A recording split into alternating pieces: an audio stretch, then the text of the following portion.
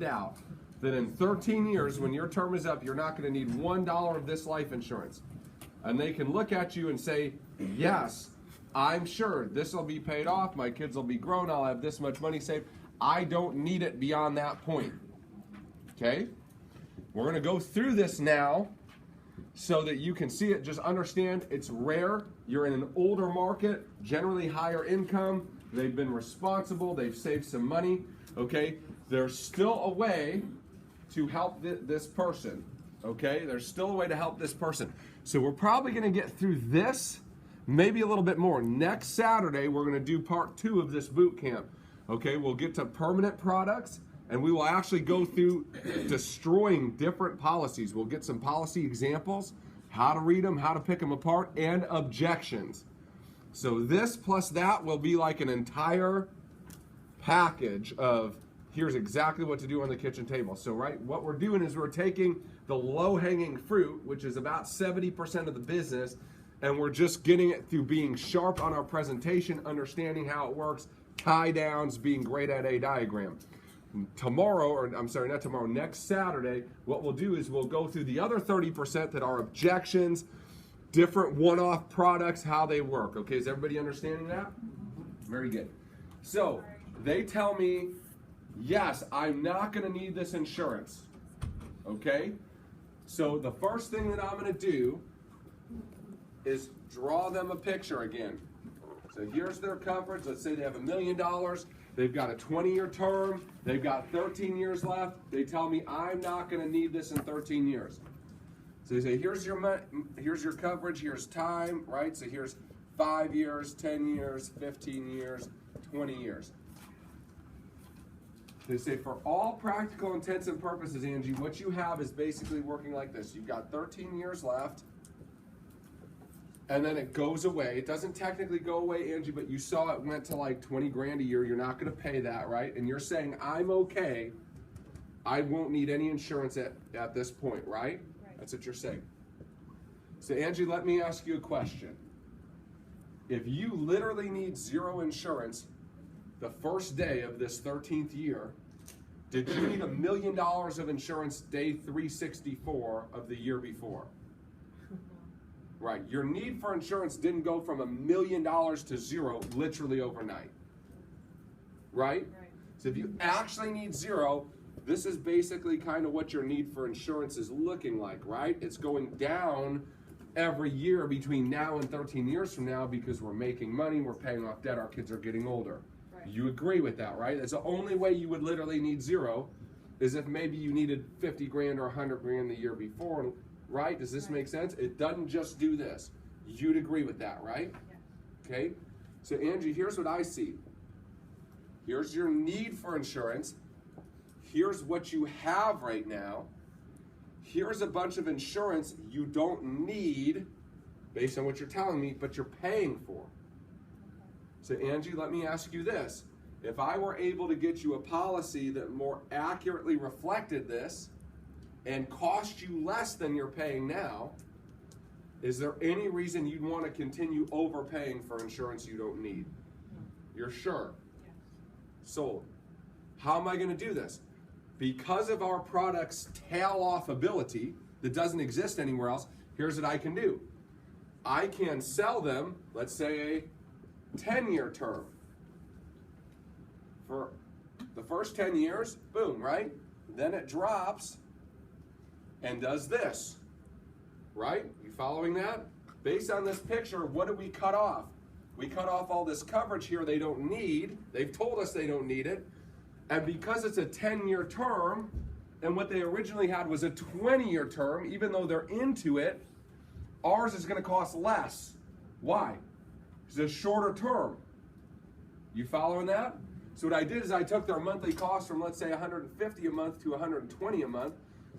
So I'm saving them $30 a month, right? I'm giving them a product that more accurately reflects this and has the ability to keep some if they decide they need to keep some, which is not a big deal to them right now, right? And it costs less. That's the end of the story. If they tell you, yes, I'm not going to need insurance at this point, now you're going to go in and you're going to cost save them, and your tie down is what question?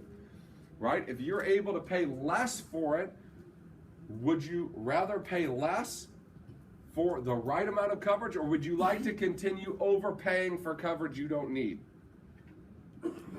I've never had anybody say, I'd love to continue overpaying for coverage I don't need. You understand this? Every once in a while, you're going to get a guy who wants his cake and eat it too. Well, no, but I really want the coverage till this year, but then I'm okay with it going down. Jesse, I appreciate that, but that doesn't make any sense. If you really want the coverage here, why don't we maybe push it out a little bit then?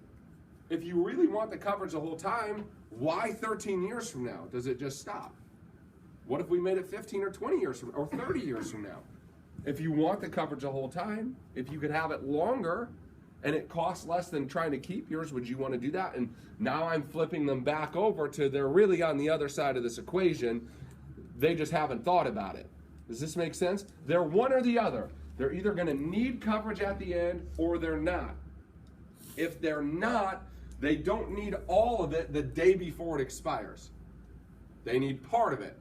If that's true, we can come up with a plan that's going to give them that part and cost less than what they have by giving them shorter terms and using the decreasing feature to keep that little piece in check. Everybody following that? Y'all understand? Let me just show you a different picture to give you another look at the same concept.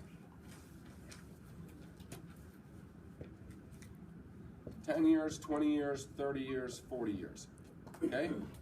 Let's say they got a 30-year term, 8 years in. How long do they have left? Mr. and Mrs. Klein, are you 100% certain beyond a shadow of a doubt you're not going to need $1 of this insurance in 22 years? They say, yes, I'm not going to need any of this insurance. We draw them the picture. Here's your $1 million. 22 years from now, what you're telling me is, I'm not going to need any coverage here, right? That's what you're telling me. Perfect. So if you need no coverage in year 22, did you need $1 million on day 364 in year 21? No, you probably didn't. Your need for insurance kind of went like this, right? That's how you got to zero. You feel like that's pretty accurate? Right. What if I could get you a product that more accurately reflected this, right, and cost you less? Because here's what I see, Angie. Here's what you're saying. This is probably my actual need for insurance. This is what you have purchased. See, so all this is insurance you don't really need, but you're paying for. Right? What if I could get you a product that more accurately reflected this and cost you less? Right? Would you like to continue overpaying for insurance you don't need, or would you let me give you a product that's more like what you need and charge you less for it? Great. So here's what I'm going to build for you, Angie. Right? Now this is where you can start stacking stuff. This is a little bit of a complex idea, but follow me on this, okay? So they've got, in this example, how long? 22 years left, right? 22 years. Let me use a different one. They got 22 years left. They don't need anything in 22 years, right? So this is their need for insurance. So what we could do, right? We could do a new 20-year, right? And then have it fall. And that would cut out this chunk, but what else could you do? You could do, say, 500 on a 10-year, 250 on a 15, 250 on a 20. For 10 years, you have all of it, right? You have the whole $1 million. And in year 10, this piece drops. But the other two stay intact because they're still going. Does this make sense? So now that $1 million in year 10 drops to like 750 and starts going down, right? And year 15, what happens? That one begins to drop, right? And then starts going down. In year 20, what happens? Begins to drop and starts going down.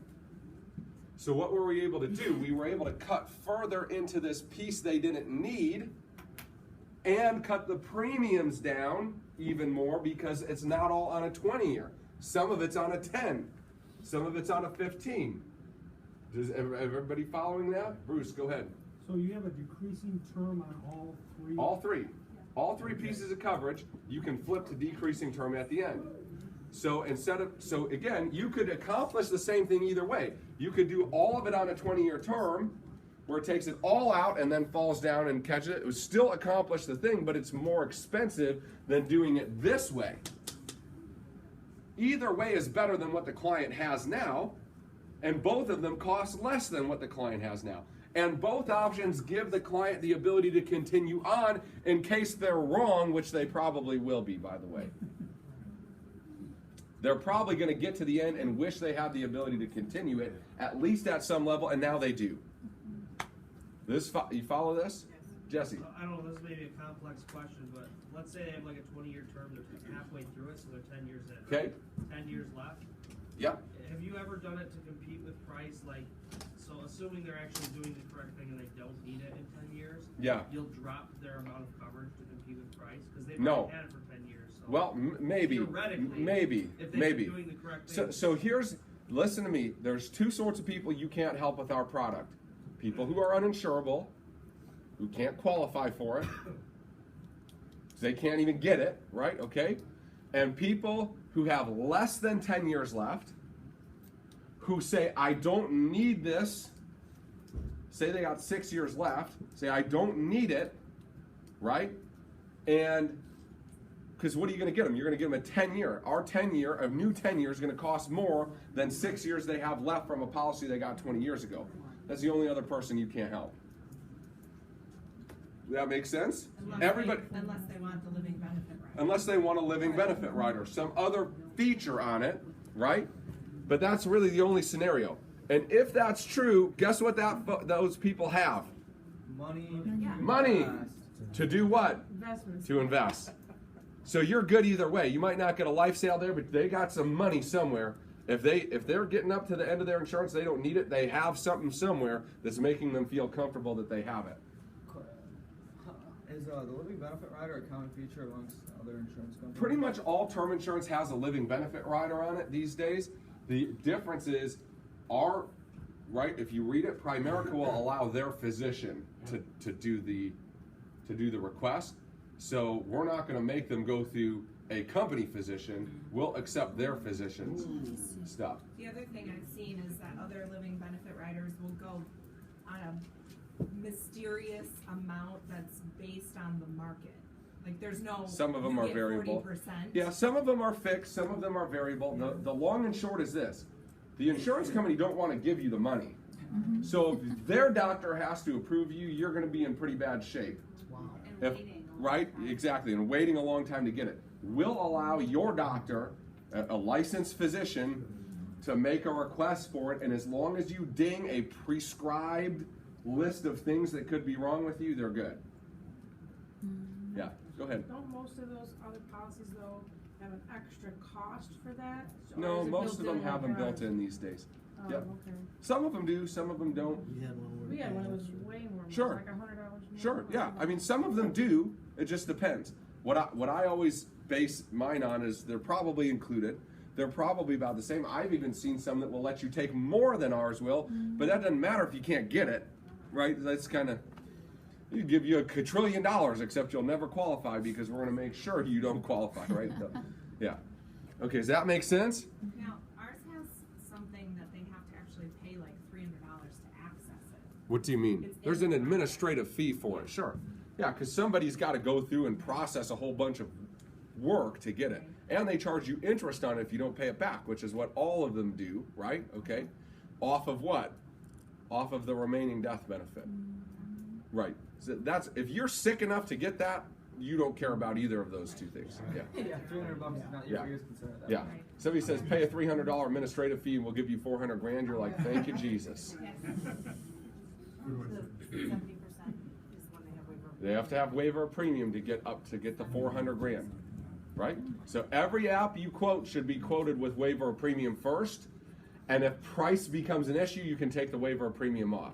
But every app should have waiver of premium on it. Yep, every app, right? Because guess what? Two things are going to happen. If they're sick enough to get that, not only are they going to get more, but they can stop paying the policy. I have a client, in fact, one of our agents, Luann, has a price. She was, listen to this, she was with Western and Southern, a different life insurance company. Her family has had Primerica forever. Didn't even replace the Primerica policy at her work. And her ex-husband has been on waiver premium for like 15 years. Hadn't been paying a Primerica policy for 15 years. Most people. What On happens waiver when they premium. come to end of their term for do they It'll convert. Can you explain waiver premium for a lot of people? I think that. Waiver premium says if you have an illness or a disability or some sort of thing on a qualifying list that you don't have to pay premiums anymore. The company just takes over paying the premiums. No, is that just on your part or your spouse's part? It's on the person that has the disability. I found the cost of waiver premium to be really, really small. How much does It depends. That's not always true. The older you are at issue, the more expensive waiver premium is because the more likely you are to get sick or hurt, right? like a flat percentage? No. Does waiver premium continue during decreasing term? Yes. Yep. So the premium pays forever. It just the decreasing term goes just down like it would normally. What's the age that you can get waiver up to? You can't buy it after 55. Just like IBR, you can't take increasing benefit rider or waiver after 55. It's too big of a risk. If you are like say 50 years old for the increasing benefit rider, does that option just stop at 55? No, it won't issue beyond 55. But you'll run it for the whole 10 years. Okay, questions on this? Okay, so again, this is a little bit of a more bizarre scenario, right? Where they say, I don't need this. Virtually everybody's going to say, yeah, I'm going to need something at the end. So you go with the scenario we just did. I wanted to share it with you. Okay, so we're not going to role play this one because it's so rare. I mean, you got to be out seeing a lot of people before you start running across it, but I wanted to demonstrate to you how to beat it. If you can remember, like, hey, look, you've got a bunch of time left that you don't need all of it. Let's shorten it up and make something more like that. It'll cost you less. Any questions on that? No. Okay, so it is 1:45. We don't have time to get through the next one and role play it, so we'll adjourn a little early. Next Saturday, we will do cash value insurance. We'll go through killing policies. We'll go through all the objections. Okay, here's some homework. You have homework. Okay, on Primerica Online, under training, there is a video of all of this. It's 1 hour and 10 minutes long. It's every scenario. You need to watch that 3 or 4 or 5 times this week, right? Okay, not during business time, like late at night, early in the morning. Watch it. It gets under training. Okay, under life insurance, you can find this video. It's me teaching this, so you can reinforce it because repetition is the mother of learning. So don't expect that you saw it once, did it a few times with somebody, and now you're a master. That's not how it works. You got to get better. You got to keep practicing it. Okay? That video is gold too. Yep. It's going to make you a ton of money to get great at it. Okay, listen, y'all. Month end is Wednesday at midnight. It's Wednesday at midnight. Okay? So I am always a big proponent of the best way to learn this business is learning by doing, not by sitting in a class. You don't get the same sort of education as sitting there in front of somebody. So I want to challenge you to set 3 or 4 appointments today, minimum, for before month end, right? Okay? So don't take this information, do nothing with it. It's not going to help you if you do that, right? Set some appointments today, and there's going to be people in this room who close bunches and bunches of business between now and Wednesday with what you learned from today, but you got to take action, okay? So don't leave here and say, oh, that was really good, I learned something, right? Leave here and make some appointments with some people because, again, if we don't get people out of what they have and into this or into this when they have nothing, we're not helping anybody. We're not helping them, we're not helping us, okay? So here's a challenge today. So the person that sets the most appointments here, some of you already have challenges in different groups you're in, but we'll do one here, okay? Whoever sets the most amount of appointments for before Wednesday at midnight, okay, let me give you my phone number if you don't already have it, okay? Write my phone number down. Y'all want Ian's phone. Yeah, it's 248-224-2043. If you don't have my phone number, okay, write it down. Okay, and here's what I want you to do. I want you to send me a text with your name, okay? Like now in the next few minutes, okay? And two things. Number one is I want you to text me tonight how many you set. If you don't text me, okay, and those of you who are here, if you don't text me, you can't win. Okay, but the number one appointments that are out of this group, I'm going to take you to lunch. We'll do a one-on-one coaching session. So you get a half an hour, 45 minutes with me. Ask me whatever you want. I'll teach you as much as I know. It'll be a valuable session to you, I promise. Okay, so the number one appointments that are tonight, you got till 9 o'clock. So at 9 o'clock, send me a text with what you said. If you don't send me a text, I don't care how much you said. You didn't win, okay? The second thing is if you want to be on my distribution list to be able to get communication about different things, let me know. So text me your name and let me know, hey, I want to be on your list. I'll put you on the list. If not, just text me tonight what you got set, and whoever set the most, I'll take you out to lunch. We'll do a one-on-one coaching session, okay? Everybody good with that? Yeah. All right, so write in your calendars. Next Saturday, 9 to noon, we'll go through the other half of this. You guys are going to be pros. Work on your homework, listen to that audio, watch that video a few times, and set a bunch of appointments. All right, guys, I'll see you soon. Thanks.